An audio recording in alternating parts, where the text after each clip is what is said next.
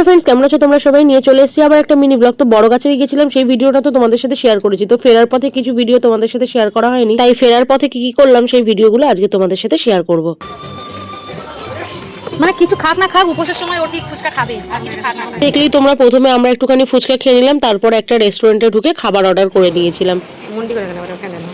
এখন খেতে বসে। যেহেতু আমরা সকাল থেকে না খেয়েছিলাম, তাই ঝটপট করে একটা ছোটখাটো দোকানে ঢুকে কিছু খাবার অর্ডার করে নিয়েছিলাম। এখানে আমরা নিয়েছিলাম 1 প্লেট কচুরি, যার মধ্যে ছিল 4টে কচুরি, একটা বেগুনি, আলুর তরকারি আর ছিল একটুখানি ছোলার ডাল। যাই হোক, এইটুখানিতেই আমাদের পেট ভরে গেছিল। তার কারণ হচ্ছে আমরা সকাল থেকে না খেয়েছিলাম, তাই খিদেটা মরে গেছিল।